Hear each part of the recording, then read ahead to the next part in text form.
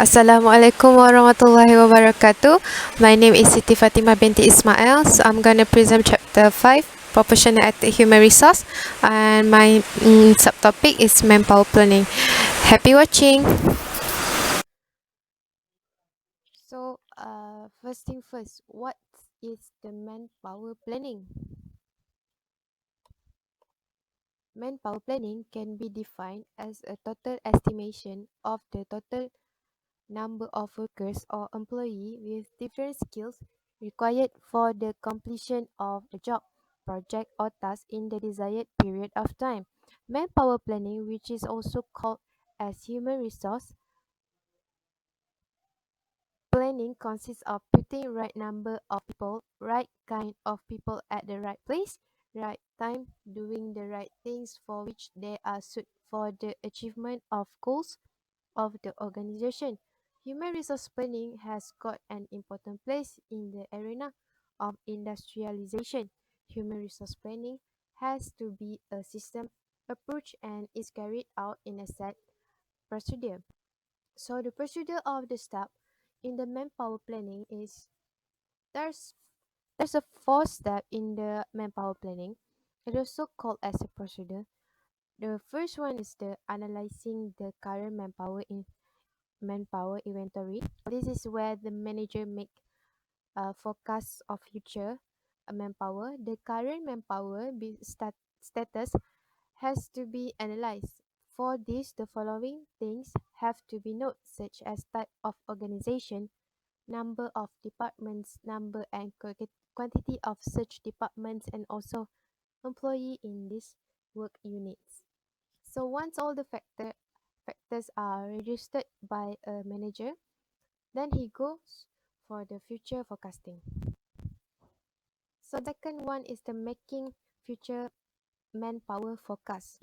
Once the factor affecting the future manpower forecast are known, planning can be done for the future manpower requirement in several work units. The manpower forecasting techniques commonly employed by the organization are as follows. The first one is the expert forecast, where this includes informal decisions, formal expert surveys, and Delphi techniques.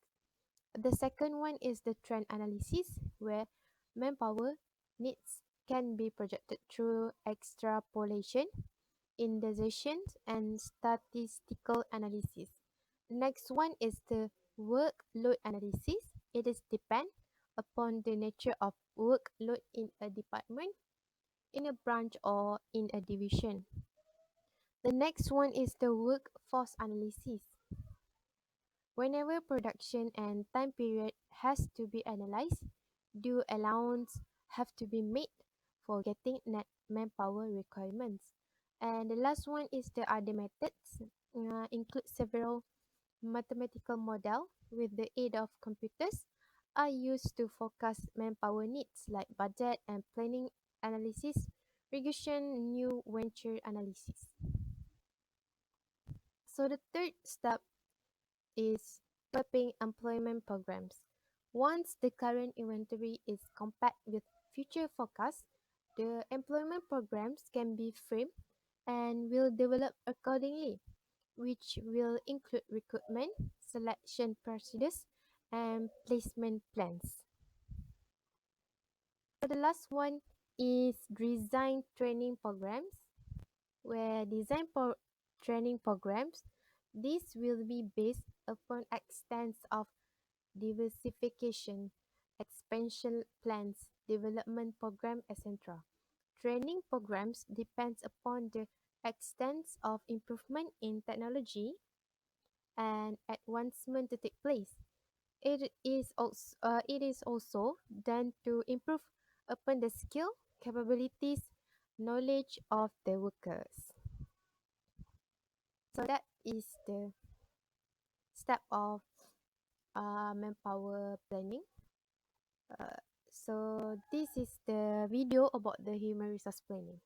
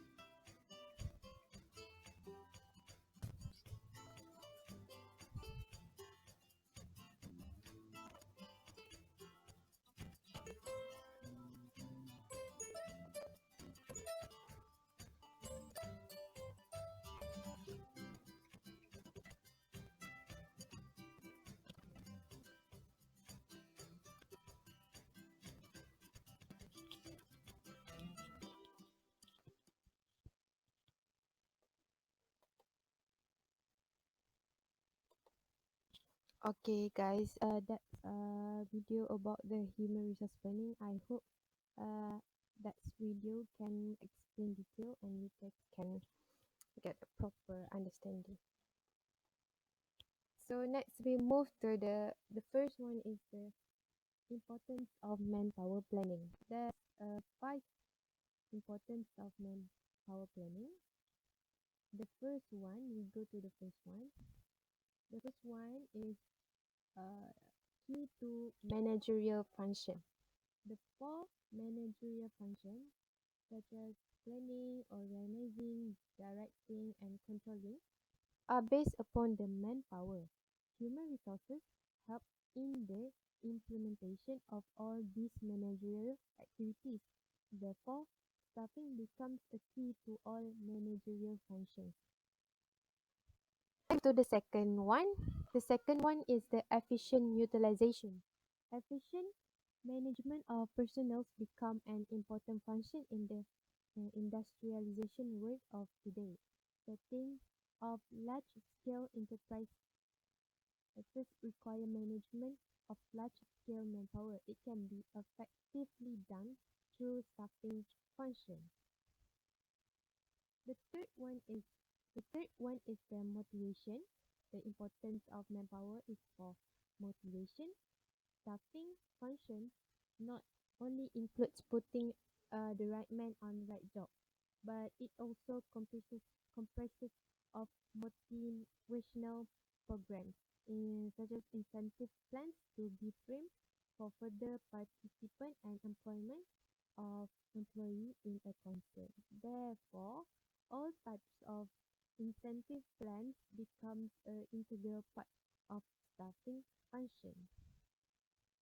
The fourth one is a better human relations. A concern can stabilize itself if human relations develop and are strong. Human relations become strong through effective control, clear communication, effective supervision, and leadership in a concern.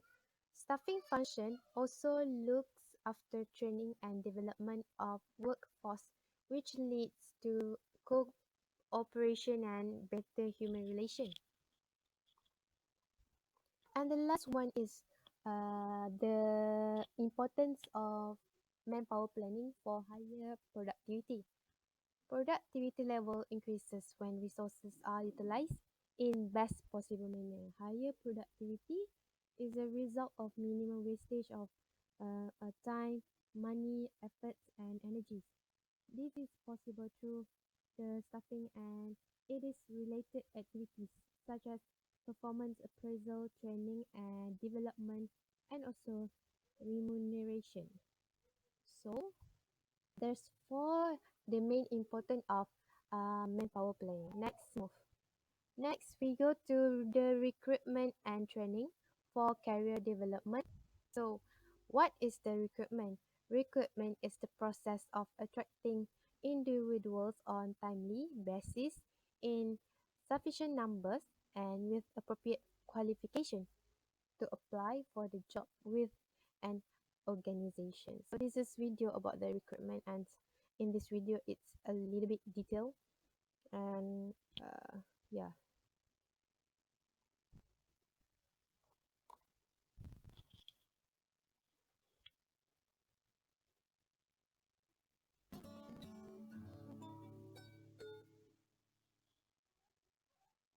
It's a series of short lessons designed to highlight what you know about management topic.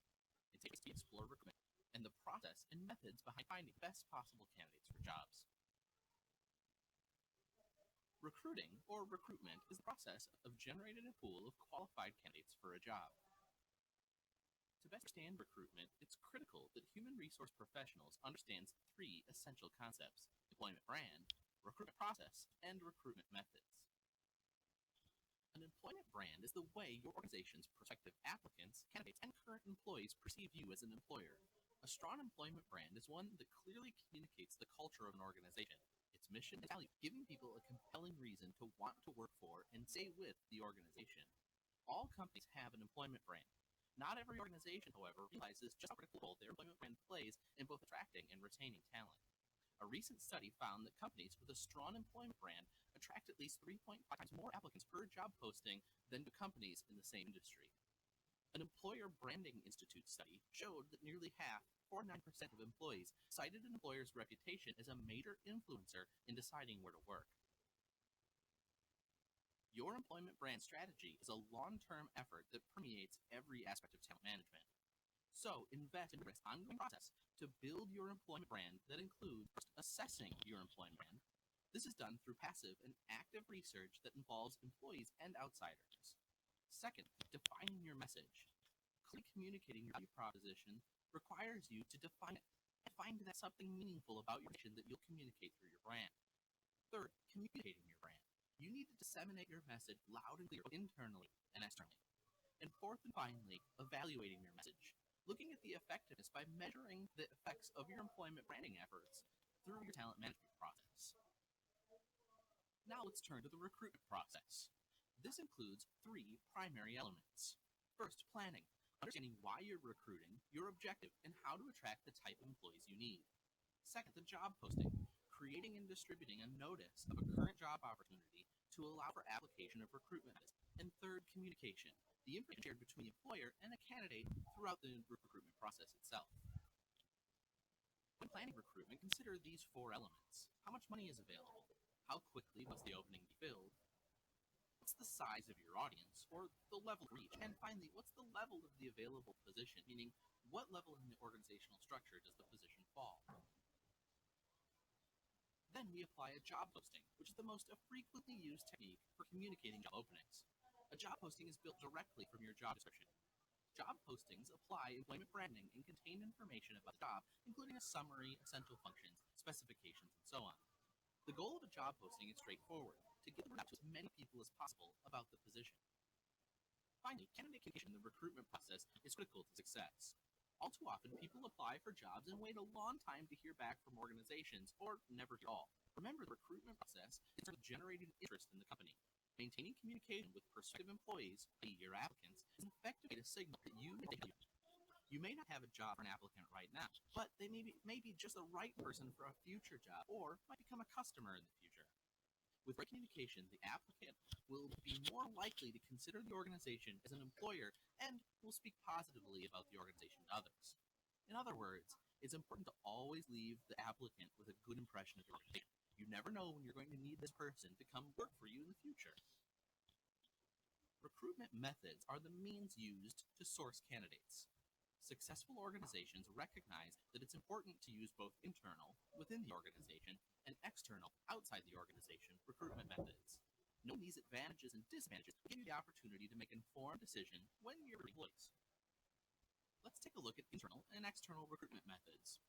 Internal recruitment includes job boards and posting systems, recruitment databases, internal advertisement, and promotions and transfers from within. Let's take a look at the advantages and disadvantages of these internal methods. Advantages include the cost-effective nature, the fact that existing employees know the operation and organizational culture, that advancement opportunities motivate current employees, and the performance data is available for our applicants. Disadvantages are generally it creates a new vacancy within the organization that need to be filled. Employees that are entrenched may not make necessary changes of a new position, and employees not selected might become problematic or leave. And finally, existing employees may not have the skills for the current position.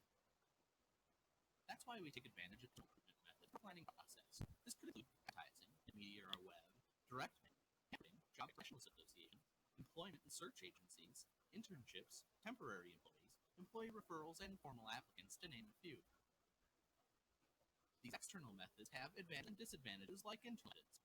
The advantages of external recruiting include bringing in new ideas or changes to jobs, bringing in needed so currently exist the opportunity to enhance your organization's diversity profile.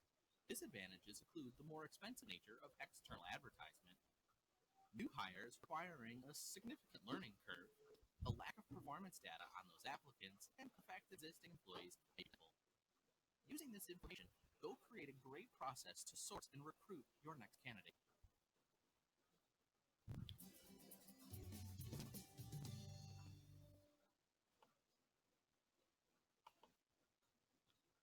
So the next one, we move to the definition of the training. Training is the organized activity aimed at imparting information or instructions to improve the recipient's performance or to help him or her attain a required level of knowledge or skill. Career development is a series of activities or the ongoing process of developing one's career. So, this is the video about the training and development.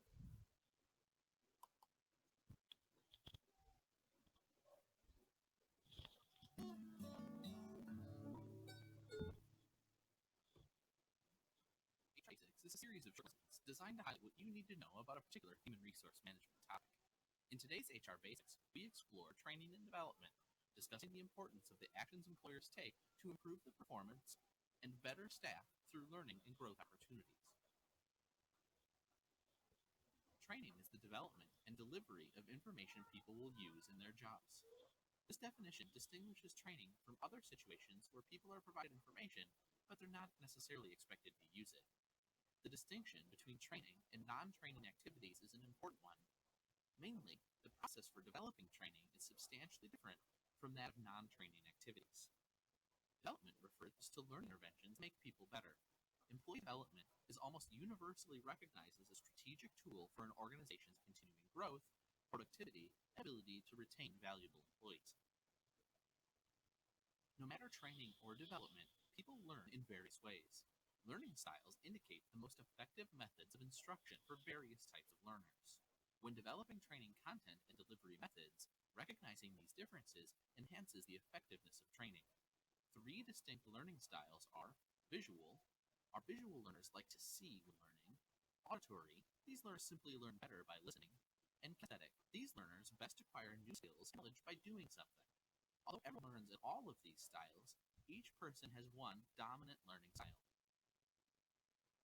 A study of over 5,300 participants identified the following breakdown among learning styles, which are believed to be representative of the general population.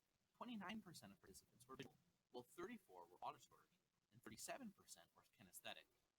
Although each person normally has one dominant learning style, each of us learns in all three ways. A small number of people learn just as easily using any of the three styles. Trainers should recognize these varied styles and present material to stimulate all three. Often, when people are asked to assume a trainer role, they begin with an image of training based on how they were taught in the past. In most instances, the image in their minds is closely related to how they were taught as children in school. But there are some significant differences between children and adults as learners. It's important to understand these differences, referred to pedagogy, or the art and science of helping kids learn, and andragogy, the art and science of helping adults learn, so that you can gear your training to the needs of your adult audience. Let's first look at pedagogy, how we learned as kids. Typically, children rely on others to decide what is important to be learned, such as the teacher in the classroom. They accept information that's being put at value with very little question. They expect what they're learning to be useful in their long-term future, and they have little to no experience upon which to draw in their learning environment, and as such have little ability to serve as a knowledgeable resource for the teacher or classmates in their learning environment. Andragogy, how adults learn, is a little bit different. For instance, adults decide for themselves what's important to be learned. They need to verify information that's taught or provided in a lesson based on their own beliefs and experiences.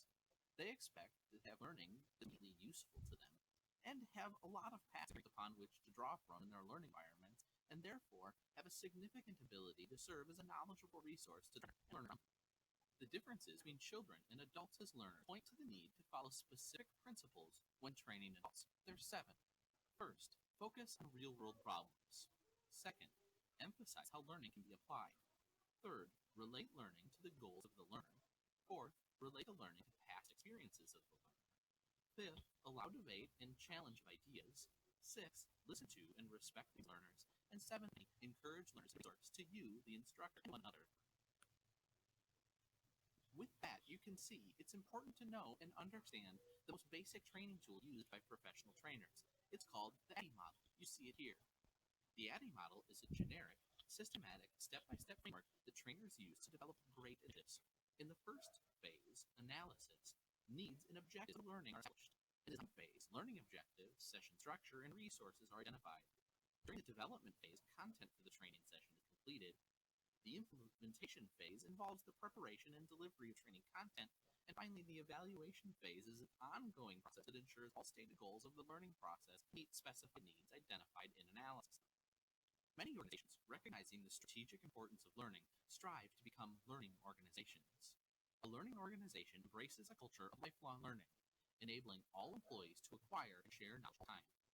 Training processes are carefully sequenced and aligned with organizational goals. Managers take an active role in identifying training needs and helping to ensure that employees use their training in their work. Also, employees are actively encouraged to share knowledge with colleagues and others. In a learning organization, training is seen as one part of a system designed to develop people continuously. A great way that learning organizations practically apply commitment is an organizational university, commonly referred to as a corporate university, as a model for delivering organizational learning. To gain the advantages of centralized training, many organizations use the organizational university model. Organizational universities are internal, organizational entities designed to brand and execute training and development initiatives that foster a culture of learning. A corporate university can help make learning more strategic by providing a clear mission and vision for learning and ensure that it's aligned with business needs. All organizations have a strong business culture and values ensure that those values and mission are emphasized in the curriculum. This occurs through providing consistent training activities, disseminating best learning practices, effectively using technology, establishing partnerships to develop custom training programs that serve employee and organizational needs. Universities are the most powerful growing trends in the organizational market. Experts estimate 1,000 organizational universities exist in the United States. Organizational is currently organizations establishing an organizational university or employees indicate interest and connect with learning through an organizational university. The organizational university phenomenon is an important tool to help strategically match talent and implement great learning and development.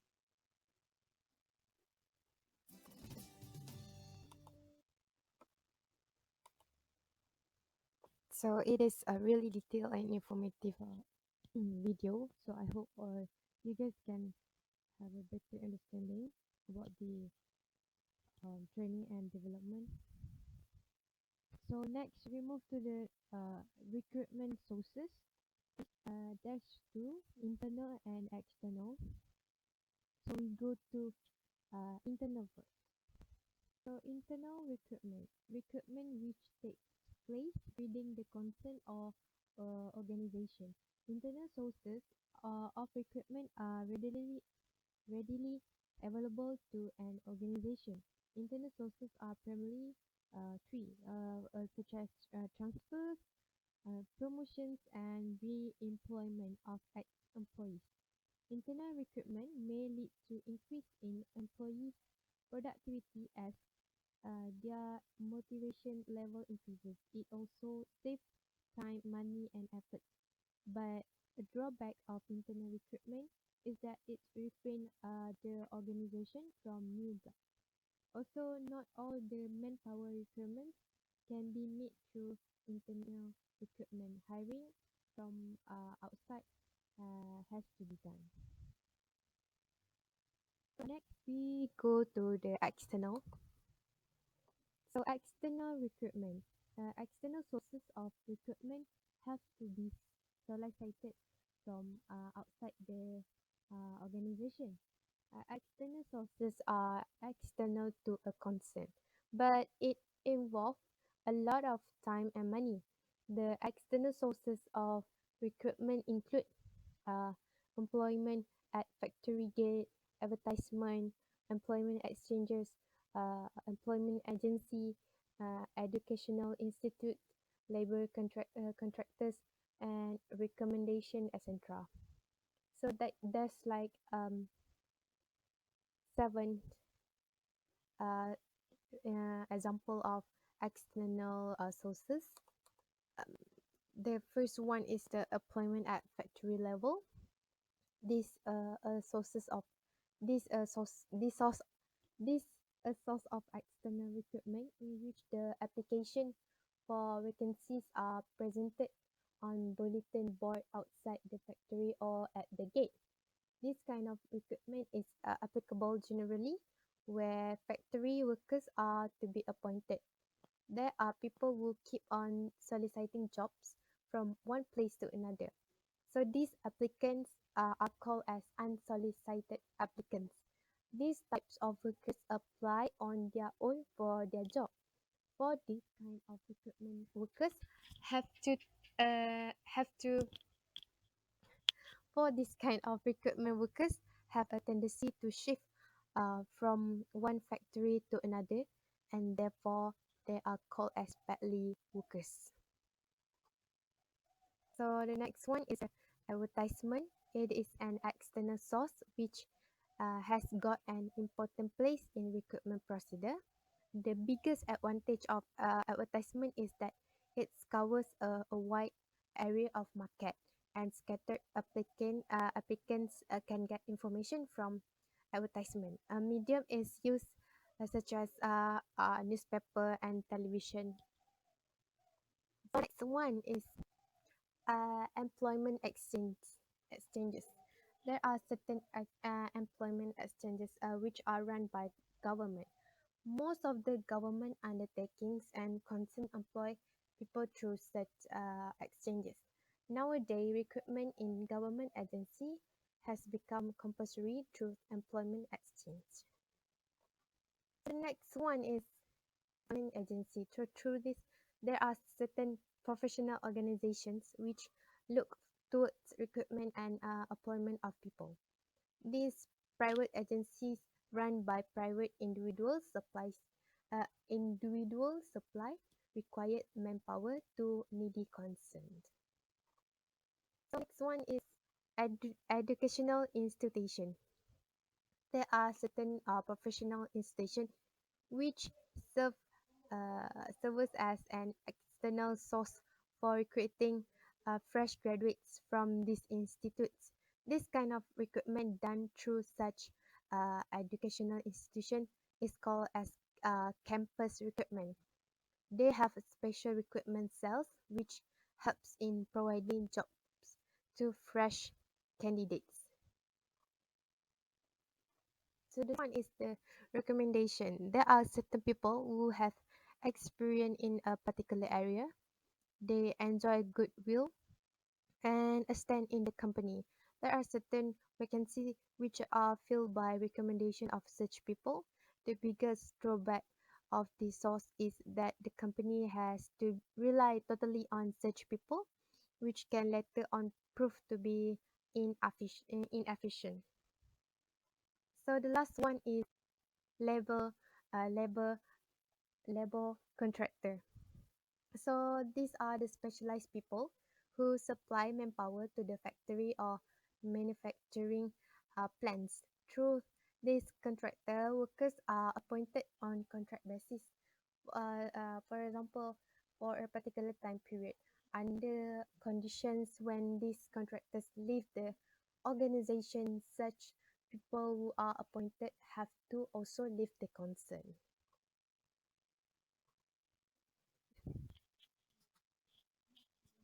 Okay, the next one is the selecting employee. There's a four selecting employee. First one is the preliminary interviews. It is used to eliminate those candidates who do not meet the minimum eligibility criteria laid by the organization. The skills, academic and family background, competencies and interests of the candidates are examined during the preliminary interview. Like preliminary interviews are less formalized and planned than the final interviews. The candidates are given a brief up about the company and the job profile, and it is also examined how much the candidate knows about the company. The preliminary interviews also called as screening interviews. The second one is application blanks. The candidates who clear the preliminary interviews are required to fill application blank. It contains data record of the candidates such as detail about age, qualification, and etc. The next one is the written test. various written tests conducted during the selections procedure, as the aptitude test, intelligence test, and etc. These tests are used to objectively assess the potential of the candidate.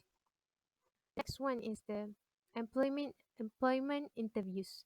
It is a one-to-one interactions between interview and the candidates. It is used to find in whether the uh, candidates is suit for the required job or not. The next one is the medical examination. Medical tests are conducted to ensure physical fitness and the physical fitness of the potential employee. The last one is the appointment letter. A reference check is made about the candidate selected, and then finally he is appointed by given a formal appointment letter. So this is the video about the employee selections.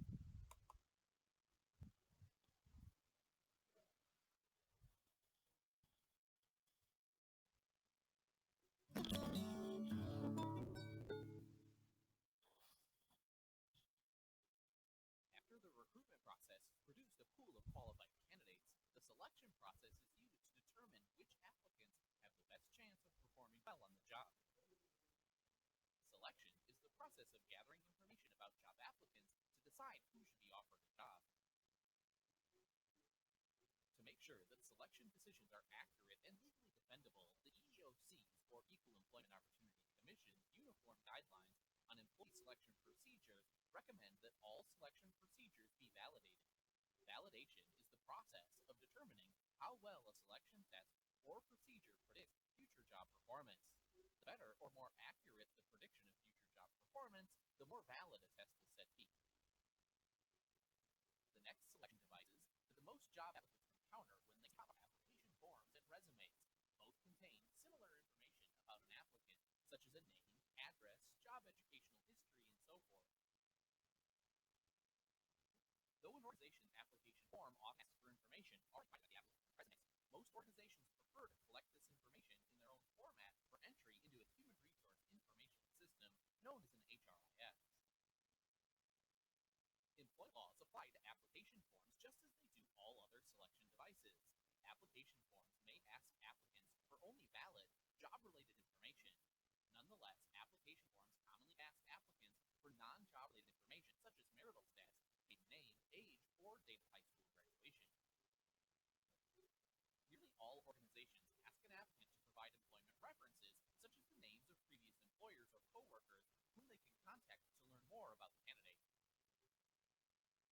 Background checks are used to verify the truthfulness and accuracy of information that applicants provide about themselves and to uncover negative job-related background information not provided by applicants.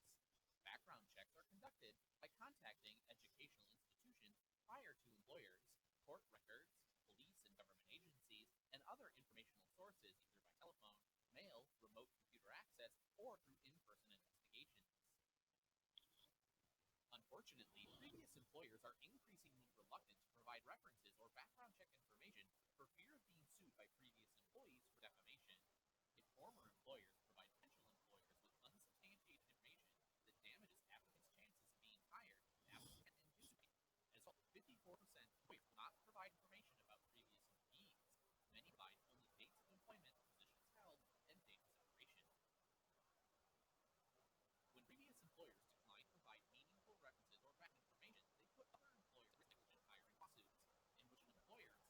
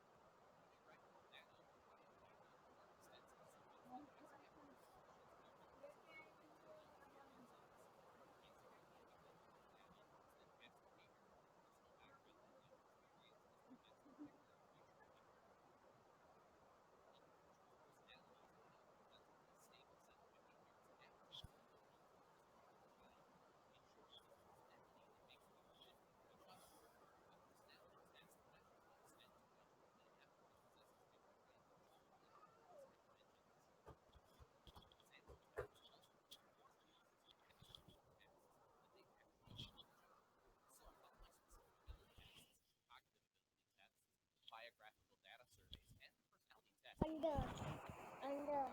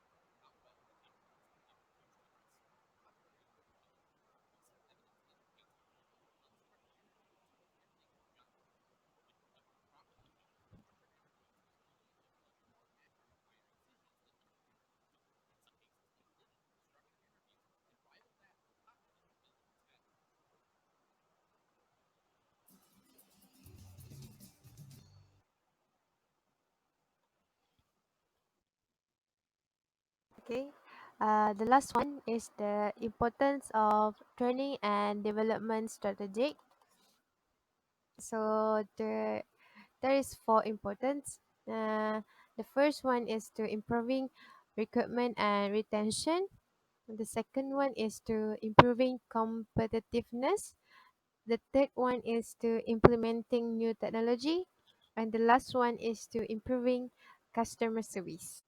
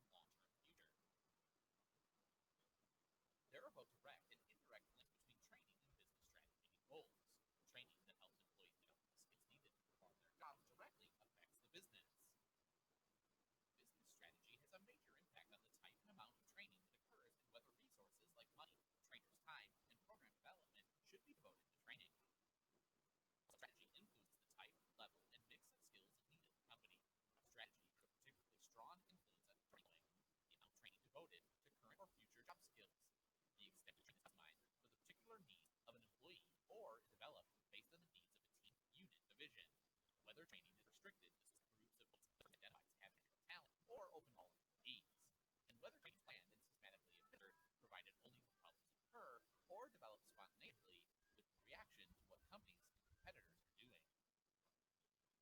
Traditionally, training has been seen as an event or program designed to develop specific explicit knowledge and skills, but managers and trainers and human resource professionals have begun to recognize the potential contribution to business goals that's based on experience, which is impossible to teach in a training program, and they have been broadened with the role of training to include learning and designing new ways of creating and sharing knowledge. Strategic training and development is critical to business strategy, including identifying business strategy, choosing strategic training and development initiatives that support the strategy, providing training and development activities that support the strategic initiatives, and identifying and collecting metrics to demonstrate the value of training.